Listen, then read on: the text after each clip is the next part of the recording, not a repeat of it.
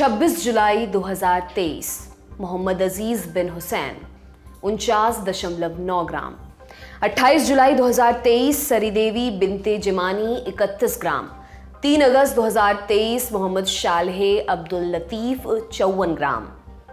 ये लिस्ट उन लोगों की है जिन्हें पिछले 8 दिनों में सिंगापुर में मौत की सजा दी गई है जुर्म ड्रग्स की तस्करी का।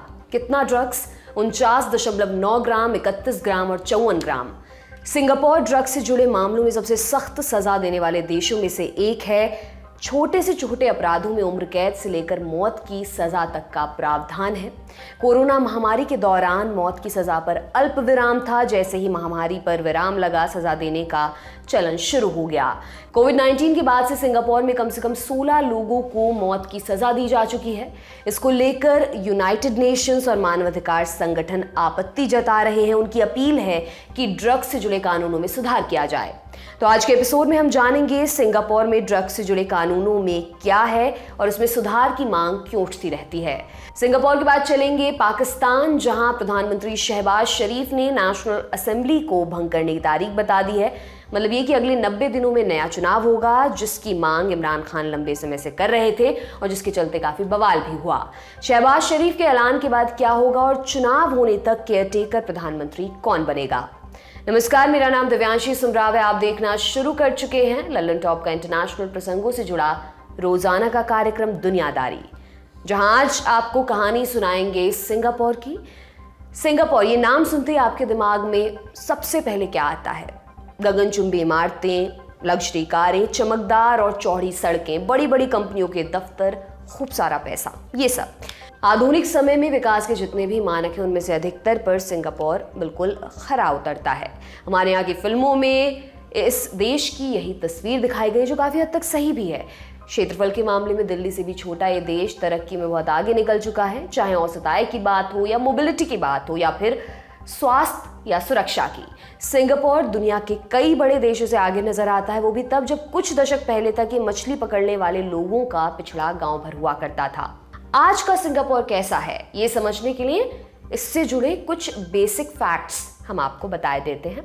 आधिकारिक नाम रिपब्लिक ऑफ सिंगापुर। सिंगापुर दक्षिण पूर्वी एशिया में पड़ता है, मलेशिया के ठीक दक्षिण में। और मलेशिया कहाँ पर आता है? भारत के पूरब में निकलिए तो म्यांमार के बाद आता है थाईलैंड, और थाईलैंड की दक्षिणी सीमा से लगा हुआ है मलेशिया। जोहोर स्ट्रेट मलेशिया और सिंगापुर को एक दूसरे से अलग करता है। सिंगापुर 60 से अधिक छोटे द्वीपों से मिलकर बना है। यहाँ पर सबसे बड़ा द्वीप है पुलाउ उजोंग। ये लगभग 60 किलोमीटर लंबा है। सिंगापुर की आबादी लगभग 60 लाख है। 75% लोग यहाँ पर चीनी मूल के हैं, बाकी में मलय और भारतीय मूल के लोग आते हैं।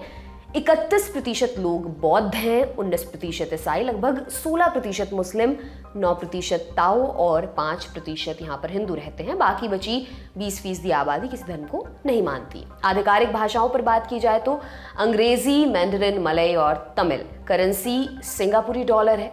एक सिंगापुरी डॉलर में लगभग 61 भारतीय रुपए आते हैं। राजधानी सिंगापुर है। नई दिल्ली से सिंगापुर की दूरी लगभग 6000 किलोमीटर है।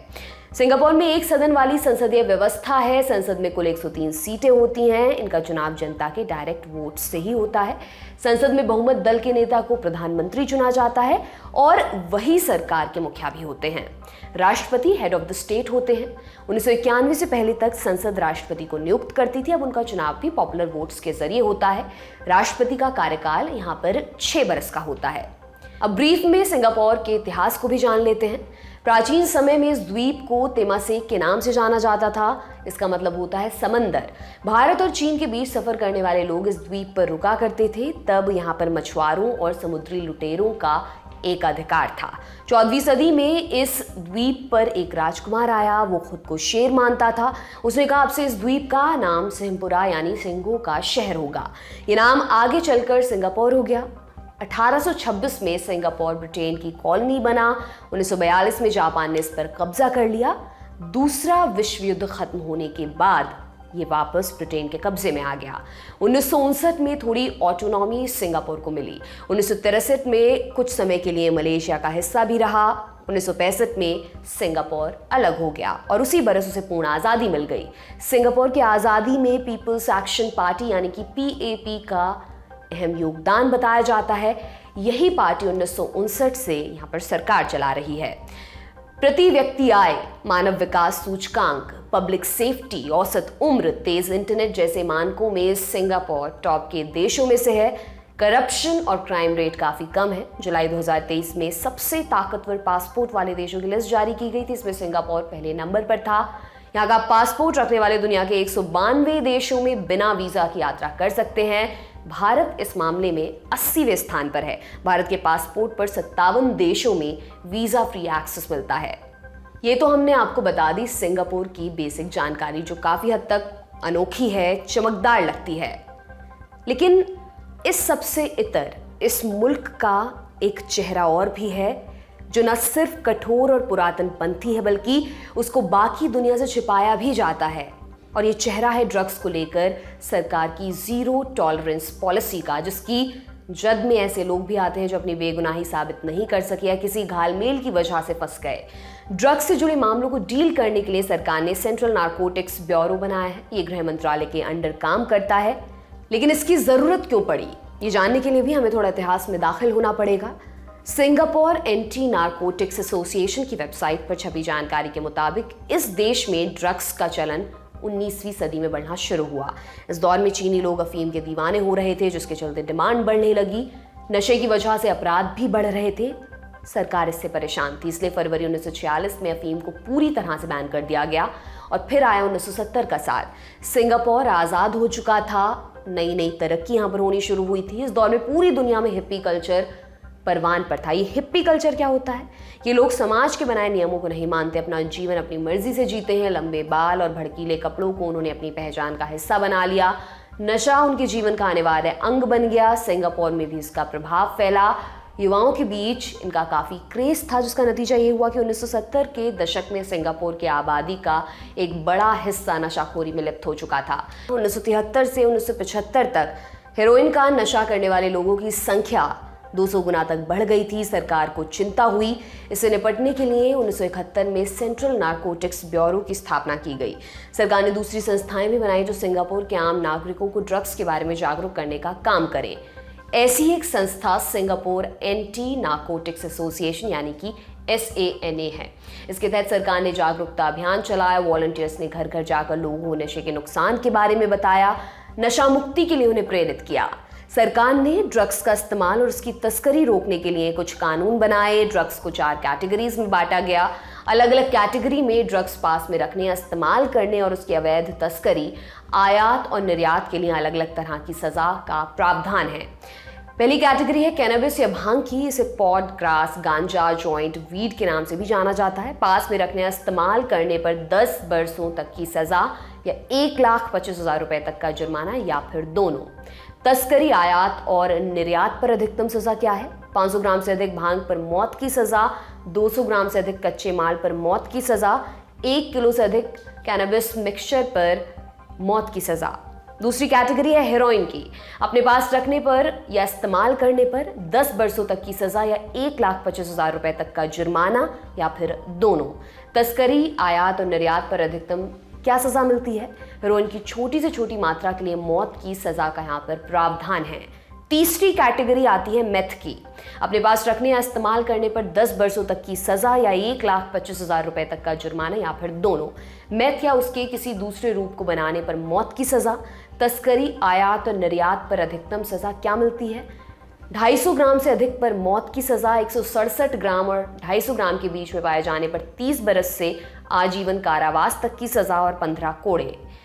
चौथी कैटेगरी है न्यू साइकोएक्टिव सब्सटेंसेस की यानी कि NPS। इसमें केमिकल से बनने वाले ड्रग्स को शामिल किया गया है। पास रखने या इस्तेमाल करने पर 10 बरसों तक की सजा या 1,25,000 रुपए तक का जुर्माना या फिर दोनों। तस्करी, आयात और निर्यात पर अधिकतम सजा क्या मिलती है? कम से कम 5 बरस की जेल और 5 कोड़े। अवैध निर्माण पर कम से कम 10 बरस की जेल और 5 कोड़े। अब आपके मन में एक सवाल उठ सकता है कि अवैध तस्करी से क्या मतलब है? उसके लिए क्या पैमाना तय किया गया है? अगर आपके पास ड्रग्स की मात्रा एक सीमा से ऊपर मिली तो उसे तस्करी की कैटेगरी में रखा जाएगा। माना यह जाएगा कि आप उसे बेचने या दूसरे लोगों को बांटने वाले थे। ये मात्रा क्या है? कैनबिस के लिए 15 ग्राम, कोकेन के लिए 3 ग्राम, हेरोइन के लिए 2 ग्राम। अगर किसी व्यक्ति के पास इससे ज़्यादा मात्रा मिलती है तो उस पर तस्करी के चार्जेस लगाए जाते हैं, फिर उसी हिसाब से उसे सजा भी दी जाती है। इन मामलों में अपनी बेगुनाही साबित करने की जिम्मेदारी आरोपी पर रहती है। अब आपको कुछ हालिया मामले बताते हैं। मोहम्मद शालेह अब्दुल लतीफ सामान पहुंचाने का काम करते थे।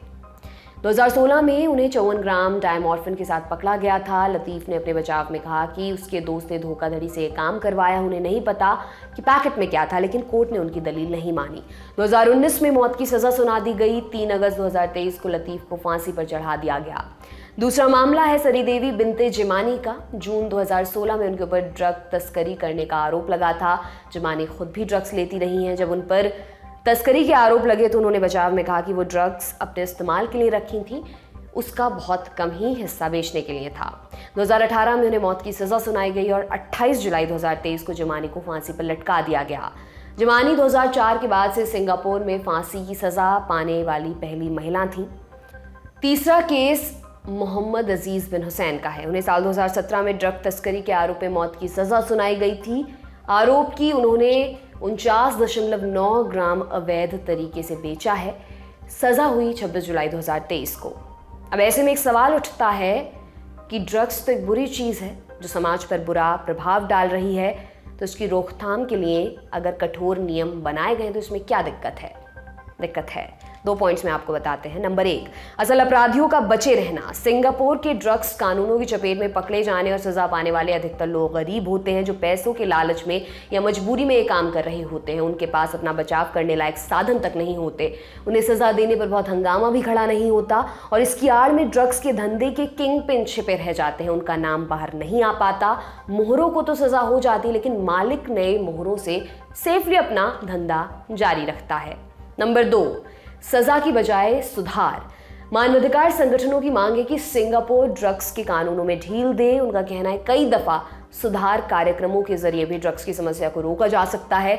ये संगठन कानून में लूपहोल्स की तरफ भी ध्यान खींचने की कोशिश करते हैं, लेकिन सरकार इस तर्क को मानने के लिए कतई तैयार नहीं है। उसका कहना है कि कठोर सजा से ही क्राइम रेट कम हो सकता है, इसलिए उसमें बदलाव की कोई गुंजाइश बचती नहीं है। जाते जाते एक और डरावना केस जानते जाइए। साल 2009 की ये बात है। नागेंद्रन नाम के व्यक्ति को मलेशिया से सिंगापुर में हेरोइन की तस्करी करते हुए पकड़ा गया था। उसकी जांघ से 43 ग्राम हेरोइन बंधी हुई थी। जांच बैठाई गई। मेडिकल एक्सपर्ट्स ने नागेंद्रन की मानसिक स्थिति जांची। IQ लेवल 69 नापा गया। इस स्तर के IQ को मानसिक विकलांगता का संकेत माना जाता है। इसके बाद नागेंद्रन के लिए पूरी दुनिया से आवाज उठनी शुरू हुई। लोगों ने उसकी फांसी का विरोध किया, लेकिन अदालत नहीं मानी। अप्रैल 2022 में उसको फांसी दे दी गई। सिंगापुर के चैप्टर को यहीं पर विराम देते हैं और चलते हैं पाकिस्तान की तरफ। 150 से अधिक मुकदमों, कोर्ट के अंदर से गिरफ्तारी, पाकिस्तान तहरीक इंसाफ यानी कि PTI में फूट और जबरदस्त राजनीतिक बवाल के बाद इमरान खान की मांग मान ली गई है। पाकिस्तान के प्रधानमंत्री शहबाज शरीफ ने 9 अगस्त को नेशनल असेंबली भंग करने का ऐलान किया। नेशनल असेंबली पाकिस्तान की संसद का निचला सदन है, जैसे कि भारत में लोकसभा। नेशनल असेंबली में बहुमत दल का नेता प्रधानमंत्री बनता है। इसके सदस्यों का चुनाव जनता के डायरेक्ट वोट से होता है। इसके सदस्यों का कार्यकाल 5 बरस का होता है। पिछला आम चुनाव जुलाई 2018 में हुआ था और इस चुनाव में इमरान खान की पार्टी PTI ने सबसे ज़्यादा सीटें हासिल की थी। फिर दूसरी पार्टियों की मदद से बहुमत भी साबित किया। इमरान प्रधानमंत्री बने। कहा गया उन्हें मिलिट्री एस्टैब्लिशमेंट का सपोर्ट हासिल है, लेकिन 2021 आते आते सपोर्ट ढीला पड़ने लगा। आखिरकार अप्रैल 2022 में विपक्षी पार्टियों ने अविश्वास प्रस्ताव लाकर उनकी सरकार गिरा दी। इमरान के कार्यकाल में 16 महीने बाकी थे। शहबाज शरीफ ने बहुमत साबित किया। शहबाज प्रधानमंत्री बन गए। इमरान ने इसको तख्ता पलट की तरह लिया। पहले अमेरिका, फिर नवाज शरीफ और फिर मिलिट्री एस्टैब्लिशमेंट को दोषी ठहराया। जल्दी से जल्दी चुनाव कराने की मांग की। इस क्रम में कई आज़ादी मार्च निकाले, प्रोटेस्ट किए, कई दफ़ा अल्टीमेटम भी दिया, मगर सरकार बीच में चुनाव कराने को लेकर राजी नहीं हुई। और अब अगस्त 2023 आ चुका है। 12 अगस्त को इस नेशनल असेंबली की उम्र पूरी हो रही है। उससे 3 दिन पहले ही सरकार ने नेशनल असेंबली भंग करने का ऐलान किया है। 3 दिन पहले क्यों? 3 दिन पहले इसलिए क्योंकि पाकिस्तान के संविधान के अनुसार अगर नेशनल असेंबली की उम्र पूरी हो जाए तो 60 दिनों के अंदर अगला चुनाव कराना होता है, और अगर समय से पहले असेंबली भंग हो जाए तो 90 दिनों के अंदर, यानी कि 3 दिन पहले असेंबली भंग करने से सत्ताधारी गठबंधन यानी पीडीएम में शामिल पार्टियों को 30 दिनों का एक्स्ट्रा समय मिल जाएगा। असेंबली भंग करने के तुरंत बाद शहबाज शरीफ भी इस्तीफा दे देंगे, उनकी जगह एक केयर टेकर सरकार बनाई जाएगी। इसी केयर टेकर सरकार की निगरानी में अगला चुनाव होना है। फिलहाल केयर टेकर प्रधानमंत्री के नाम की पुष्टि नहीं हुई है, उसके लिए 4 अगस्त को एक मीटिंग होनी है। इस मामले में जो भी अपडेट्स आएंगे उन्हें हम आप तक पहुंचाते रहेंगे। आप बने रहिए लल्लन टॉप के साथ। आज का दुनियादारी यहीं पर समाप्त होता है। अब आपसे मुलाकात होगी अगले हफ्ते। इसी उम्मीद के साथ मैं विदा लेती हूँ। शुक्रिया, शुभ रात्रि।